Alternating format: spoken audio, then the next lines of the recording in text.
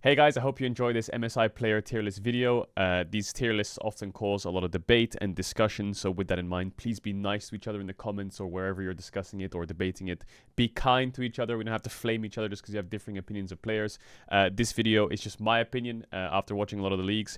I didn't go as long on this video as I did on a team tier list one because I wanted to keep it a little bit shorter because it almost very, very long. MSI starts tomorrow, 27th of June, 9 p.m. CEST tomorrow. If you want to check out the first best of 5 play-in series, which is G2 versus Furia, head over to twitch.tv/Caedrel where I'll be covering all the games and I'll be uploading the videos here on YouTube. Enjoy the video and don't forget to subscribe.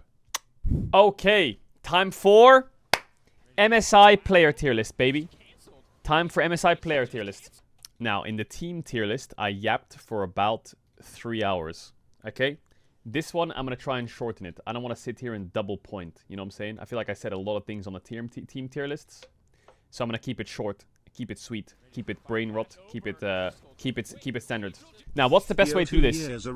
Is it better to S, A, B, C, D tier each role, or is it better to 1, 2, 3, 4, 5, 6, 7, 8? I'm gonna do it by role, obviously, but should it be like S tier junglers, A tier junglers, or should it be 1 jungler, 2 jungler, 3 jungler? The 1, 2, 3, 4, 5, 6 is hard, man. 1, 3, 4, 5, 7, 8. Is that degenerate? Wait, where's the jungle? We'll start with top laners. I am not gonna rank players that I do not know enough about.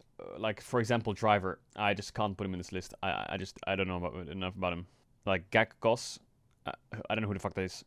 Guigo. I don't know him very well. Okay, we're gonna do 7. Because the other 3 are Gam, CFO, and Furia. But I don't know if I know enough about them to rank them as a player individually. Let's begin, I guess.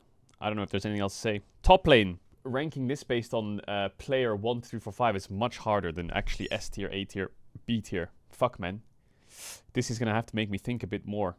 I would say best top in the world is probably Keen. I think he's the most well-rounded player in the tournament. I think the best top in the world is actually Zeus. And if Hamalife made it to this tournament, it'll be very easy to put Zeus here. But best top of this tournament, because Zeus isn't here, is definitely Keen. I wish we got to see Keen versus Doran. But for me, Keen is the most complete version of a top laner you would want. Reliable, can play any meta, can play carries, can play tanks, can play everything. So for me, Keen, best top in the world. Really, really strong player. Second place for me is Flandre. I feel like Flandre this year has been a blessing to watch. I think Flandre fits AL style so well. Like, for me, the key piece of AL is Tarzan. But Tarzan has a lot of enablers around him. And I think Flandre is one of those enablers. He is on par with Keen in terms of most flexible player. I think he has something that Keen doesn't have a little bit. Well, not obviously Keen does have it. But I do think that Flandre has extra pocket picks. But Flandre will send it to any point on the map. Lose whatever he needs to lose to make sure his jungler's in a good spot. You can play around him. You can leave him. I feel like you'll see in this tournament that Flandre is one of the most reliable players to have on your team. Especially when you have players like Tarzan. Why are people saying rage bait? Did anyone... It's funny how people are spamming question marks and rage bait. And I bet you all they did was watch one series in January. And first end. For me, Doran is third. Maybe that's a crazy take. I don't know. I even want to put Doran higher. But what I saw from Doran in that finals weekend, quote-unquote finals weekend, was great. Confidence level's great. I already talked a lot about Doran in the team tier list. I think... How do I put this in words? I think if Doran hadn't let me down so many years in a row, I would want to put him higher. But he always lets me down. I feel like Doran's the kind of guy that runs the race at like a world record pace. And then he gets to like these final hurdles and he just drops the ball, you know? It's like an F1. Sector 1, purple. Sector 2, purple. Sector 3, yellow. He's in 5th. I feel like that's Doran. I just need him to do a good Sector 3. The second he does a good Sector 3, I can start believing in him more. So for me, he's going to be in third. Flandre is a world champ. Keen is absolutely world class. I can't put him above both those two. But yeah, I feel like third is a really reliable, safe place for Doran to be. Fourth, I'm going to put Bean. Good old Bean. BLG's had a lot of problems. They've had a lot of stability problems. They've had jungle issues. I think On was a little bit inconsistent in the playoffs. Yeah, I just don't know. Bean just doesn't have that that flair. It's hard to put your word into it, and a lot of these takes, obviously, I didn't watch every series from BLG all year. I watched a few of their series in the regular season and basically all the playoff stuff. I feel like Bin just doesn't have this flair that he normally has. The team around him is struggling, and I just don't feel like it gives room for Bin to show his expertise, you know. He still plays his Camilles. He's actually played a lot less Jacks. I don't know, I haven't seen Bin Jacks forever. But he's playing a lot of team fighters. Maybe that's why. Less split pushers, more team fighters. Like when I see Bin pick Camille, I'm like, okay, he's probably going to carry the game.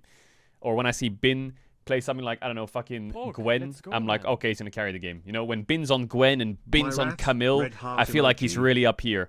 But when Bin's on the Ambessas and the Nars and the fucking Scions and the Renekton's, I just feel like he's not as good as the players above him. I guess is my best way of saying it. And he hasn't shown that firepower to be able to do it. Because right now I feel like he's just a teamfight merchant. That's just the meta. If he gets good, if you give Bin a good side lane champ angle, he will fuck you up. 5th place, I don't know. Now for me it's a toss-up between BB and Bwipo. I feel like Bwipo has the level to compete with Eastern top laners. It's just Bwipo has always had this thing where he's just crazy. He is just crazy. Like he just fucking sends it. And then Broken Blade, I feel like, has gotten much better over the last few years. I'll never forget Broken Blade going to Worlds against Nuguri in 2020 and playing Fiora versus Sejuani and getting solo killed. And from that point onwards, I feel like he's grown into like a really slowly but surely a solid player. For me, though, I think Bwipo's 5th. If you put Bwipo up against an Eastern top laner, I feel like Bwipo has the chance to gap him. Whereas if I put BB up against an Eastern top laner, I feel like BB has the chance to be reliable. And I think that flair that Bwipo has is quite fun to play, fun to see. BB last year was great. I feel like BB's also in a kind of similar situation as Bin, less extreme. Team around him is a little bit hairy. I feel like as a top laner, sometimes you're just a victim of what's happening around you, you know? That's why players like Keen was on good teams for many years. Like Keen was on like Afrika and shit, and KT, and there were some games where you just can't do anything. So yeah, for me, I'll put up a Bwipo in 5th. I'm putting Mirwin in 7th, and you can say that's a weird take, but I feel like when I watch the playoffs, specifically against KC and G2, the best game I can think of Mirwin having is playing Cassante into BB's Mundo. That's the best game I can think of in his playoff series against KC and his playoff series against G2. The Varus game and the Cassante game. These 2 games, I felt like, holy shit, that's impact right there. Like, I can feel it. I can really feel it. In the other games, I felt like sometimes he was not so much a liability, but he didn't really have that much gravity in the game. I feel like Mirwin's a player where all of the regular season, he just picks Ambessa into Cassante blinds, or he picks Cassante into Ambessas, and this was his thing. If you watch a lot of Koi games in the regular season, Mirwin's thing is just picking Ambessa 1-2 a lot of the time. He just 1-2s Ambessa. It's his favorite thing. Or he'll pick Rumble if it's open. It's his favorite thing. But past that, I feel like his crazy picks just didn't really do it for me. He played like Nico top, didn't really like it. But when he's on Ambessa, Cassante, and Gwen, he's a very reliable player. I think he'll do well. How well will he do against the best tops in the world? I'm not sure. I think my reasoning for putting Mirwin in 7th is his playoffs to me didn't scream like I'm a fucking world-class top laner. And also, I don't know how much he's going to be able to do against these Eastern top laners. So for me, he's in 7. But I'm excited to see how he'll do. You know, if he gets a good Varus angle or he busts out his Nidalee top, I'm sure he'll gap in lane. The reliability of Mirwin stems from Cassante, Rumble, and Ambessa. Let's move to jungle. But it's just my opinion of watching the players and like eye tests, you know. A lot of this is like eye test related. Alright, maybe my take here is crazy. You know, I feel like player tier lists are very easy. If I do S tier, A tier, B tier, you know, I can put like Canyon and Tarzan in S tier and normal Bat and I. But maybe this is a more controversial way. I think Tarzan's just the fucking monster. He is just the best jungler. Like, that guy is the most complete player. And I'm sorry to say, Canyon for me is second. I mean, some people will have Canyon above him. And I'll give you a lot of my reasoning before you spam question marks, okay? I'll give you a lot of my reasoning. I feel like Tarzan is, like I said, the centerpiece of AL. That guy he's got the right pieces around him, and he's the driving force. The problem is, a lot of people will see the name Tarzan and will be like, isn't that the guy that choked? Isn't that the guy that choked at Worlds? Isn't he just going to rock up this international and choke? I hope not. I hope not. But I think like I'm doing a complete disinjustice if I don't put him in first place. Like I think, for me, Canyon is the greatest jungler of all time. He is. For me, Canyon is just the greatest jungler of all time. I don't know if that's because I'm biased, because he was someone I looked up to when I played jungle when I was younger. Canyon, to me, was like, when I role swapped to jungle in like 2018, 2019, Canyon was on the rise. For me, Canyon is that guy. Something about Canyon this year, and even in their playoffs against Hammerlife in the first couple games, sometimes he's just invisible. I don't know what it is. There's just some games where Canyon just disappears. And then he comes back the next game and fucking slams. And I wish I could give you more than that, but I feel like if you maybe watch the co-streams for the entire regular season, there was games where I'm sitting there like, what the fuck is Canyon doing? And Canyon's biggest thing that he did in that series against Hammerlife especially was like he was outspining everyone. So just for that one reason where I feel like I got this general sense that some games Canyon just was losing his flair a little bit, and he was like on the Chovy bus sometimes, I'm putting Tarzan a little bit over him. And then Owner for me is in third easily. I kind of want to put Owner in. If there was an S tier, if this list was SAB, these three would be S tier. These are just head and shoulders above every jungler in the tournament. 100%. Head and shoulders above. Crazy good junglers. Owner, I mean, I talked about Owner a lot in the team tier list. Carrying T1. He's got great pieces around him now to really show it. I think towards the end of playoffs, you could see how fucking good Owner is. So I think this MSI could be... Let's put it this way. I think T1 has a... It's weird to say this, but I feel like... When was the last time T1 won MSI? It's been forever, hasn't it? And I feel like every international event, T1 don't really come in as the favorites, okay? Now, you might question mark ping that, but at every Worlds, T1 is like expected to make top 4 as like a peak, you know? And then they win the tournament. Whereas I feel like for this MSI, T1's coming in for me as the second place favorite, you know? I feel like this team should make finals. You can't say that for T1 at any other international recently. Maybe MSI 2021, when they were like 18-0 in the regular season, you could say they're going to win the tournament. But I feel like a lot of the times T1 never come in as the heavy favorites. For me this year, I feel like, the reason I'm saying this, if T1 win MSI, I wouldn't be surprised if Owner wins fucking finals MVP or some shit. I feel like it's a great meta for him. Anyway, these are my like S tiers. These are my like S tier junglers. This is my S tier, easily. But I'm putting them 1, 2, 3 because I have to. I wish we could have seen Owner versus Canyon again. I feel like after that, there's a drop-off. I'll probably put Inspired there. I feel like he's the best Western jungler easily. And then I would probably put Elyoya, Beishuan in 6th, and Skumon in 7th. It would kind of look like that. I don't know if that's controversial. I feel like Beishuan is he's just been slotted in to stop the inting from Wei for the majority of like the beginning of this year. And he's serviceable. He's solid. He's like a good player. But I feel like I would personally put Elyoya above him. And I think Inspired is the best Western jungler. And I think Skumont's a really good player as well. And you could see the growth of Skumont through the regular season. I think you saw it in winter. He was struggling a bit. In spring, he got a little bit better. In playoffs, he struggled a bit again. He still has this tendency to not really know where he should be on the map. And he's just kind of he falls back to just kind of clearing. When he doesn't know what to do, he's like, well, if I don't know what I'm doing, I don't want to really waste time, so I'll just keep clearing. And that can lead to points where they lose on the map. And I feel like when you learn how to conquer that way of seeing the game, then he'll evolve into a great player. But I think the easiest part is this 4, 5, 6, 7. I think the 1 to 3 is hard. I think this 1 to 3 you could have this. I think you could have this. I think you could have this. I think there's arguments for all of it. All right, mid lane. Okay, to the surprise of absolutely nobody, Chovy's the best player in the world and the best mid. Absolutely fucking built different, gaps everyone, god tier. To the surprise of absolutely nobody, he's the best player. Shocker. The most complete player in the universe. Chovy. In every series I've ever watched from Chovy, I don't even remember the last time I was like, Chovy's kind of getting gapped. I just don't remember that. It was probably a champion weak in lane, and that's the only reason he's losing. You're going to hear this again from a lot of people, but actually I do remember a Humble Life series where Zeka was like, he had him by the balls a bit. Chovy, sorry. Again, you're going to hear the storyline. Chovy's probably going to win MSI. Chovy's probably going to win Worlds again. I don't know if this is controversial, not my remaining part of my takes, but I'm just going to put Faker in 2nd. I'm just going to put fucking Faker in 2nd. MSI again, sorry, not Worlds. I think Faker's 2nd best mid. I just feel like Faker was a bit quiet during the regular season. He was a bit quiet. He had his Victor games where he just sits Victor and farms and does nothing and chills and lets him scale. He has his Telia games where he's roaming the map and doing really well. Azir's never really open for him half the time. But then in playoffs, I feel like he just leveled up. Against Hammerlife, he was just everywhere. And against KT, I think BDD gapped him in the first game because he was playing his Victor and sitting there not doing much. And then there was that Ahri solo kill where it was close. I guess the best way to say it, and the best way I see it, is I feel like if I put Faker in a finals, he's going to get it fucking done. If I put Faker in a semi-finals best of 5, he's going to get it done. And he just gets it done. When it matters, he just gets it done. And that to me, that quality has been proven over fucking 15 years. He will just get it done. Like, I think Chovy's skill ceiling is higher than any player, and his skill floor is also ridiculous. That's why Chovy is just the most skilled. Would I trust Faker to get it done more than Chovy? Probably, but you can't argue against Chovy's fucking level. But yeah, I put Faker second, and I put Shanks third. I think this top 3 is the same as this top 3. You can change it around. You can move it, but Chovy's probably first. Man. Shanks is gonna be a name that not a lot of Western people know.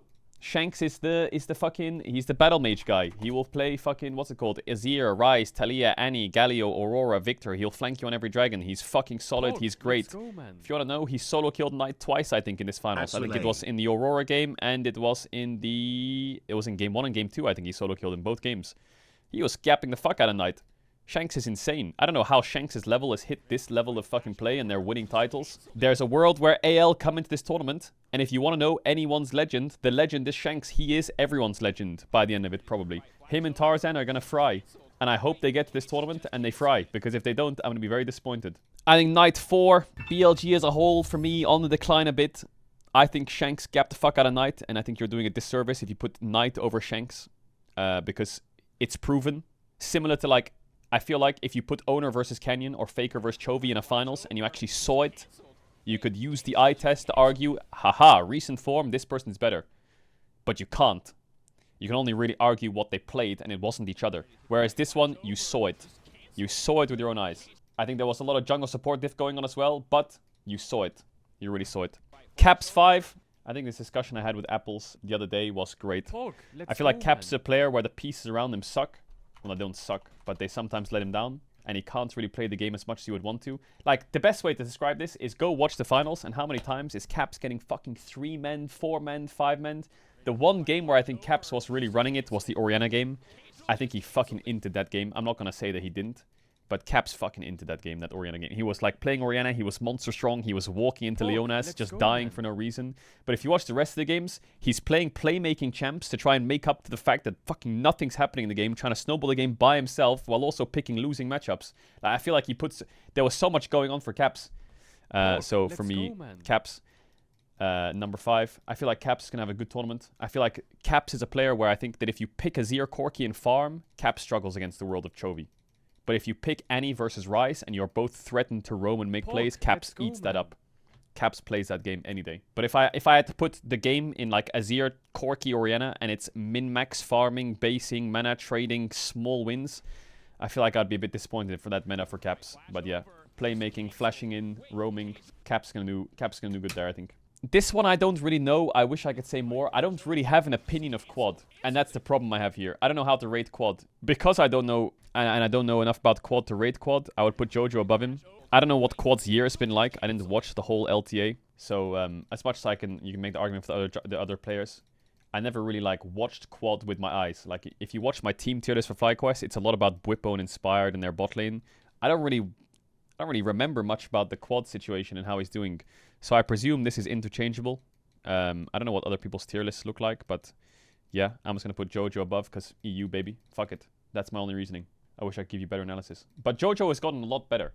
I feel like Jojo, if you want my take on Jojo, Jojo was pretty fucking shit at the start of the year. I'm just going to keep it real. I'm not going to fucking candy float it, whatever the word is, sugarcoat it. He was fucking bad at the start of the year. I looked at it and I was like, wait, he's getting gapped by everyone. Well, not everyone, but, you know, he was like 6th or 7th. I don't really know what happened to Jojo. I guess from hearing interviews from him, he just put the fucking work in. And you can see it. He puts the work in really hard. The one thing I do notice about Jojo a little bit that I don't like sometimes is he has this tendency, and maybe if you've watched a lot of Jojo, you'll see it. He has this tendency to overplay mechanically to make it look really crazy. When all he has to do is something simple, you know? Like, when I watch his Ari sometimes, he's like, Ult-E, flash, like, fucking insanely deep for, like, the craziest fucking montage play on someone. When all he really had to do was just chill and just do the first thing. And I'm scared of that. I'm scared of that tendency. If you watch JoJo's games, you'll know what I mean. Maybe you'll see it in MSI a little bit. But he has this, I don't know if it's cocky or if it's just flashy or something. He has this like, need to play the aura flash, you know? He has that extra thing to him, which sometimes works, but sometimes is really unnecessary. He just needs to do the simple job. But yeah, Jojo got a lot better. He had this thing in playoffs where he would just pick Kassadin blind or something, or he'd pick Kassadin into Orianna or something like that. I feel like if he picks Kassadin against the Eastern teams, he might get a slap in the face. But he got away with it domestically. He got away with his flashy plays domestically. Needs to be a little bit careful of his lane when he gets to internationals. All right, AD carry. I don't know if you can say what the fuck you want about me when I do this tier list, but I already have like ideas in my head. Okay, and these ideas come from watching so many games and forming opinions over so many games that like I don't know why I've convinced my subconscious of these opinions, but these opinions stick. Okay, I think Guma's the best AD at the tournament. I do. I think he's the best AD at the tournament.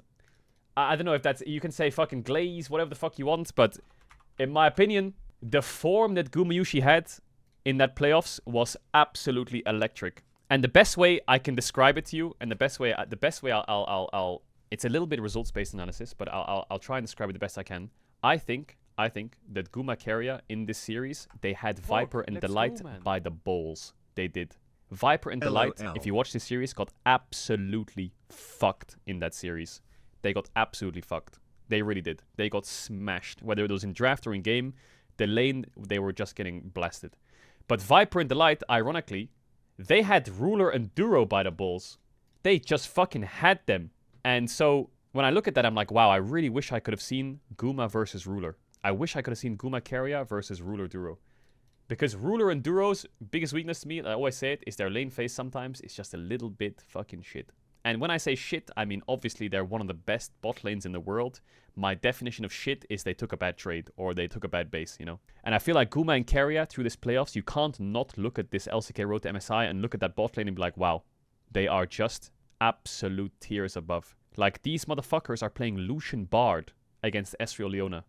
It's ridiculous. Obviously, these two players are insane. For me, Ruler is second. Both Hopester, I'll just do the whole tier list. It looks probably something like this.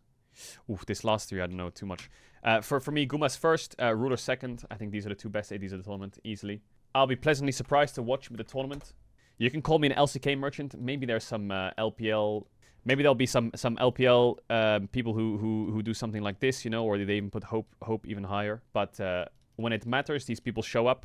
And I want to see what Hope can do when it matters at an international. Because the last vision I have of Hope is at an international is when they played against T1 at World 22. And always the thing with Hope was like he would be a letdown because he would get caught on mid-waves in like the big international games. But if you actually watch Hope at that international, the last time he was there, he was pretty fucking solid. He was pretty fucking solid in the group stage. He was really, really good leading up until that semis. So I want to see how he does at an international. I feel like for me, a lot of these AL players have shown skill ceilings that are insanely high and team play that is insanely high. And even on the team tier list, you could see it. I was very close to putting AL above T1 just because of the way they play as a unit. Yeah, show me what you got. Maybe a lot of my analysis here is like reservation. What is the word? When you don't know how well they will do based on what they've shown in the past versus what they've shown in the past was good, so you know how well they will do. A little bit reserved. Experience, yeah, experience is a good word. I value experience pretty high. And the best way I can say this, and the best way for you to visualize experience for me is like, in Europe, if you're an LEC fan, a lot of teams win titles, but then they go to internationals and they suck in past years. But for some reason, you believe in the teams that have been to international, like for example, G2 and Fnatic go to internationals historically and they do well. Maybe not the last couple of years, or players like Caps do well. Whereas other teams that win in EU and they go to internationals, they just tend to bomb instantly. Like the Mad Lions eras and the Rogue eras were just mega bombs, even though they made it to other groups sometimes. You never really fully believed in them, you know? You kind of were like, wait, we're actually doing it? Whereas with the G2 and Fnatic of the world, you had expectations. And I feel like that's kind of same here. You know, I feel like Faker is just going to get it done. Guma is just going to get it done. And the only exception to that rule right now for me is Tarzan, just because, similar to Chovy, the level is just fucking astronomical. Absolutely astronomical. Yeah, watching LCK versus LPL will be quite fun to see. That'll be quite fun to see.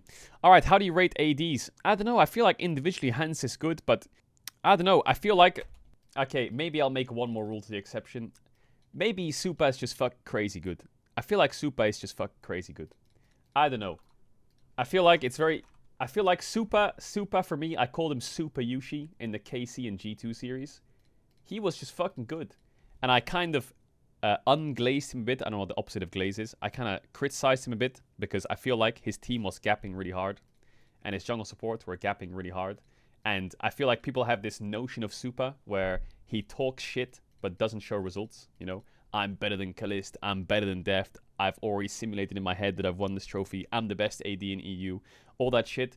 But you can't not look at that series against Casey and G2 and be like, fuck, man, actually, Super, he fucking gapped big time against both bot lanes, both ADs. The game, he played everything.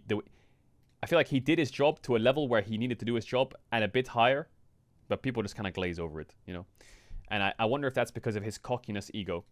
What I will say is I think the support that he has next to him is absolutely world-class, which helps. And the jungler he has next to him is also world-class, which helps. But he does his job very well. I'm going to put him in 5th. Maybe that's crazy, though. But I feel like some of these player lists need crazy takes.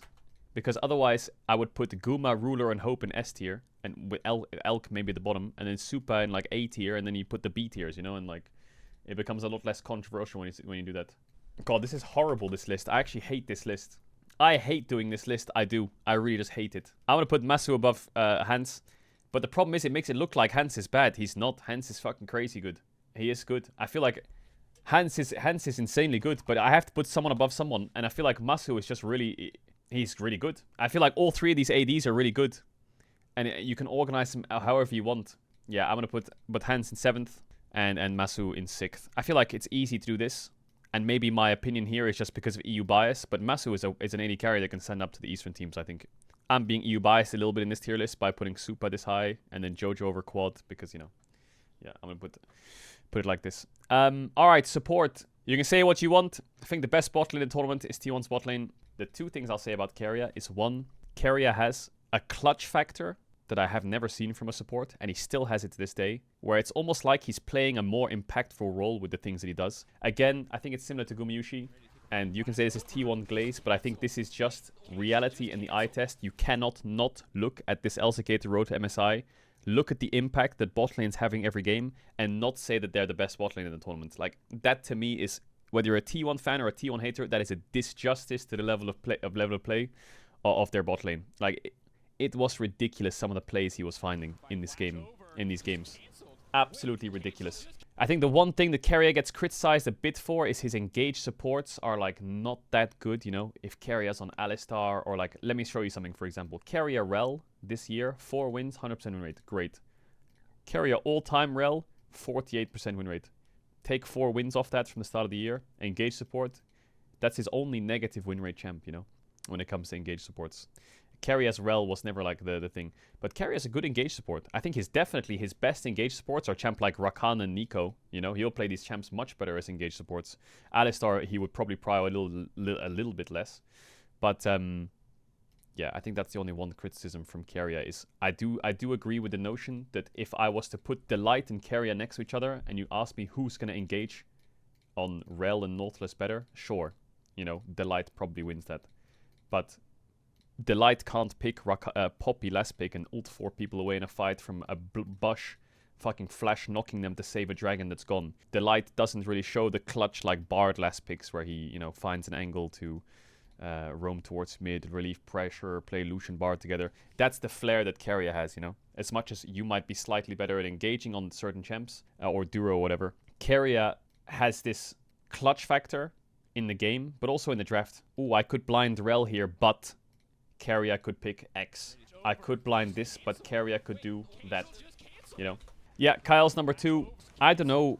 I'm still shocked this day by like how good Kyle is. Because I remember watching this guy in Sandbox in the LCK and thinking, what the fuck?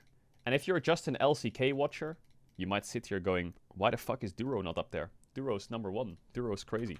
I don't know. I feel like Kyle and Tarzan jungle support is just absolutely insane. Keria owner jungle support is absolutely insane. Duro Canyon is solid, but I feel like Kyle, if you, I don't know what the wording is, you just watch the eye test. He's just everywhere and nowhere at the same time. Maybe I can find clips of it actually. Whereas I feel like Duro to me, when I watched the, let me show you, Gen G versus HLE game 3. Is it game 3? When I watched Duro play the LCK Road to MSI, he played a little bit scared. He played different. Something about Duro just felt off. I don't know if you guys got the same sense. When he was playing Karma, he played scared. When he was playing, I think it was a game of Nautilus, he played way too far back. He looked unsure of himself. His positioning half the time just looked a little bit wrong. He was hooking randomly. He felt a little bit disconnected from the team.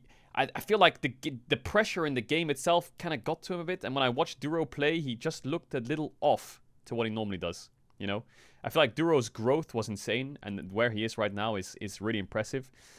But I don't know. When I watched Duro play, especially in his first game, it just looked to me like he wasn't Duro, you know?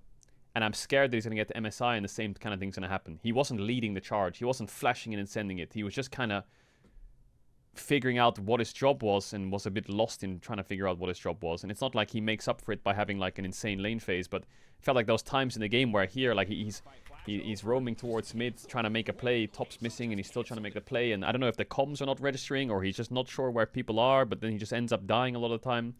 So, yeah, for me, Duro is third. Maybe this is where the craziest takes come in, but... And you can call me... I don't know, I'm going to get called an LPL hater after this. I really am. Like, I can feel that I'm going to get called an LPL hater. Like, I can just see it. And people might say this is rage bait, but I think Alvaro is insane, and then on for me is after that. Like, oh my god, I can't describe the level that Alvaro played in that finals. I wish I could sit here glazing him for an hour straight. Every single play, every single stale game state, every single point of the game where you think that they're in a deficit, he just comes with it. He's got like the baby carrier flair to him to like make shit happen when shit's not happening and shit needs to happen. Alvaro will get it done. I'm gonna get called an LPL hater and shit like that. From me on was smurfing all the regular season. I watched a couple regular seasons game here and there. I like talked to Dom a lot about the LPL. But then when I got to playoffs, I feel like on was just the best thing I can say is when I watched on, he was always getting caught. I don't know why. Or he was misplaying, or he was like flashing and missing something. Or I wish I could show examples. Maybe you can call me crazy if you've watched all those games intensely.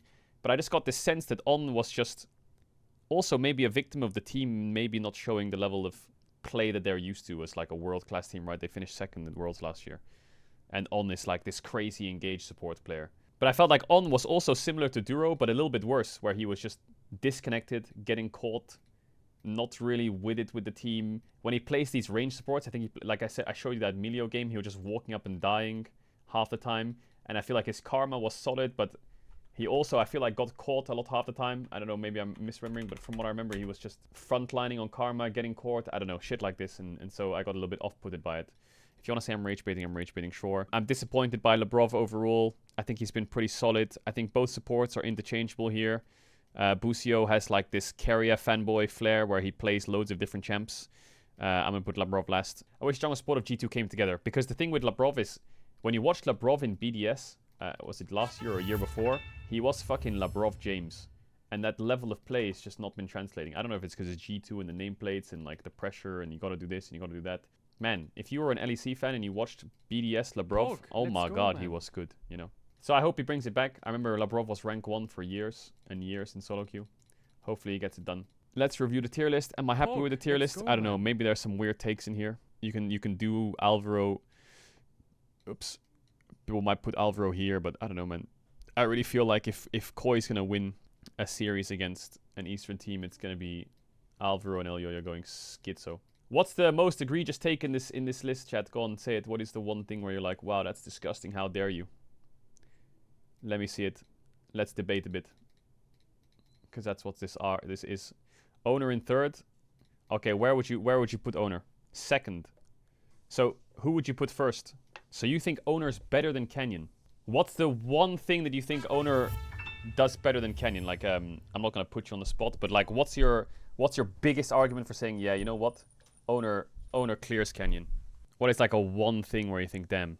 Because you could say his smites, but both of them kind of stole every objective versus Peanut. I feel like Canyon lost a lot of tempo early. Like his early games are... What do you mean? He'll just clear camps and clear camps. I disagree with that. I feel like Canyon is a pretty big playmaker. If anything, I think he's just too much of a degenerate sometimes. I feel like sometimes he clears camps and then he'll sit in a bush for 1 minute trying to force a play and then he'll put himself behind. Why did you put Caps over Jojo? You said you could see it with your own eyes in the finals for Shanks vs Knight, but then you didn't apply this logic for Caps vs Jojo. Well, if you quantify like Shanks was solo killing Knight and roaming to sides versus Caps was playing versus Jojo, but also getting spam ganked by the enemy jungler in support to lose his flash or get chunked, it's a bit different. I feel like mid wasn't really 1v1 in that series. Maybe I'm misremembering. I'll open up the series. to minute 4 in one of the games, and he's getting 3-manned by the enemy jungle support. Yeah, I don't really know if the lane was very playable. I'm gonna skip to another first 3 minutes of the game, and I think Caps like solo kills Jojo. Then he TPs back to lane, and then the Avenger comes in again, and he dies, right? So I feel like it's the exact same time in the game. I feel like every early game, Caps was either losing Flash or fucking getting chunked or getting ganked or whatever the fuck was going on. So my feeling was just, it's good that I can find examples, but my feeling in general was just Caps was getting spam attacked early by the enemy jungle support, whereas Shanks and Knight was more so like solo killy and pushing in, and then jungle support took over from that point rather than causing the lane to be winning. They were playing on a winning lane. Does that make sense? Junjia, yeah, I wish I could put Junjia somewhere in this list. I don't know, if I take Junjia and I just isolate what I know about Junjia rather than like how he's played this year, then Junjia like normally contests here. But yeah. And from what I've heard from the glaze on Honkyu, he's probably around here.